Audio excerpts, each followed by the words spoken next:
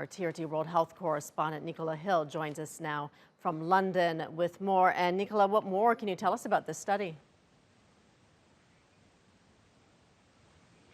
Yes, this is a study that's been done at King's College. They've looked at 96 people, so it's a small study, who were either hospitalised patients in a major London hospital, or 6 of them were people who actually worked in the hospital, healthcare workers who tested positive for COVID-19.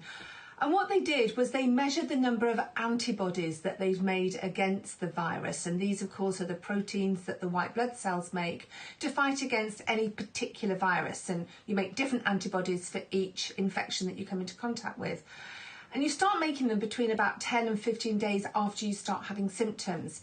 And what they found was by following these people, continuing to test for antibodies over a period of 3 months, they found that the antibodies really waned, so much so that only about 17% of them still had a significant number of antibodies after this 3-month period.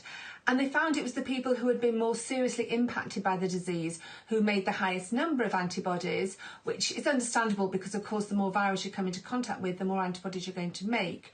And the antibodies stayed in the system that much longer. Now, it's a very small study, 90 people, but it's very significant. It adds to evidence that we've had about this. There was a study back in April, Rachel, that we talked about, 37 people in a Chinese study. And that showed that people who had very mild to moderate COVID-19 had a very limited number of antibodies, and some of them, the younger people, had none whatsoever. So, as you said then, there's a worry about whether this is going to have an impact on a vaccine. You know, how long will a vaccine be effective for? Is it something you're going to have boosts? I have spoken to Professor Martin Bachmann. He's an immunologist from Bern University in Switzerland.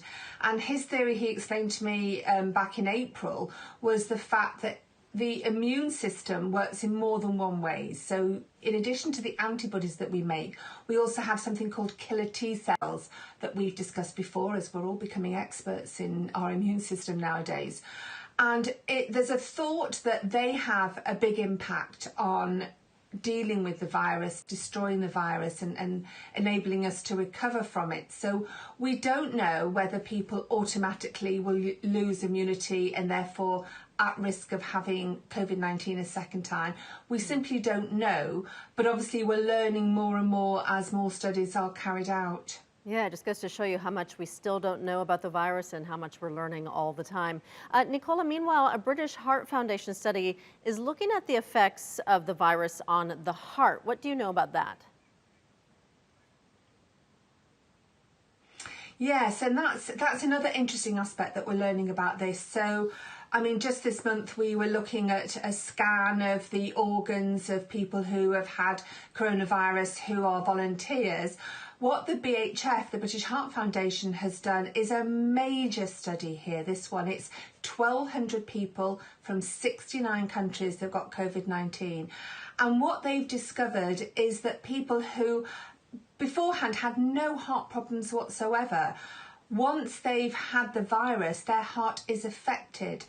And they've noticed that about half of the people, some might have had a heart condition beforehand, but half of all these 1,200 people had heart abnormalities after they had COVID-19, and 1 in 7 had severe abnormalities that actually really affected the way their heart was being pumped around. So what the charity is calling for is for everybody who's hospitalised with COVID-19 to get a scan of their heart. This isn't always done. We do know that the virus does badly affect people who have existing heart conditions, but now it's showing that it can actually have an impact on the heart. This isn't unusual. Viruses can do this. If you have severe flu, it's been known in the past it can impact on your heart. But the reason the charity is saying it's important for everybody hospitalised with COVID-19 to get this cardiac scan, an echocardiogram, a heart scan, is because if they can spot these abnormalities, then they can treat them. There are medications, there are treatments available, and that could hopefully prevent long-term damage to people's hearts. All right, Nicola Hill in London, thank you.